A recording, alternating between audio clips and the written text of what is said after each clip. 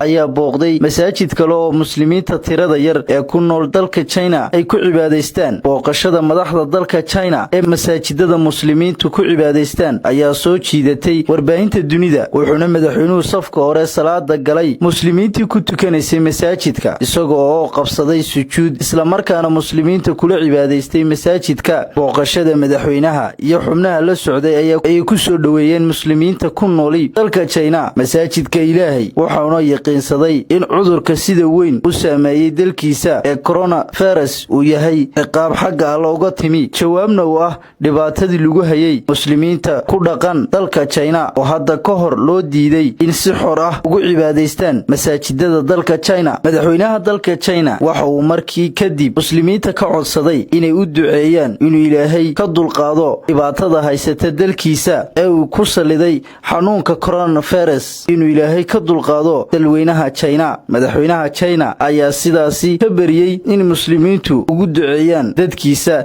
iyo dalkiisaba. Sidoo kale ra'iisul wasaaraha dalka China ayaa booqday masaajid kale oo muslimiinta tirada yar ee ku nool dalkaasi ku cibaadaystaan, waxaana muslimiintaasi ku qaabileen soo dhaweyn isagoo dhankiisa ka codsaday inay u duceeyaan dalkiisa oo ay Allah uga baryaan inuu ka dulqaado dhibaatada cudurka coronavirus ee ku habsatay dalweynaha China. Talaabooyinka hogaamiyaasha dalka China ee booqashada masaajidada ayaa ku soo beegmaysa iyadoo dalka dhibaato weyn soo wajahday kadib markii uu ka dilaacay xanuunka dunida ka qaylisiyay coronavirus kaasoo galaaftay dad tiro badan ee gudaha dalkaasi ku dhaqan ugu yaraan 4900 oo qof, balse waxaa jira warbixinooyin sheegaya in dhimashada intaa ka badan tahay oo ay jiraan tirooyin dhimasho oo dhanka gobolka Wuhan ka soo baxaya. Komishanka caafimaadka qaranka dalka China ayaa maanta Khamiistii sheegay in tiro ka badan 4,324 qof oo ku nool dhulweynaha dalka China uu haleelay cudurkani. Dhibaatada cudurkan ayaa ku soo bilaamatay magaalada Wuhan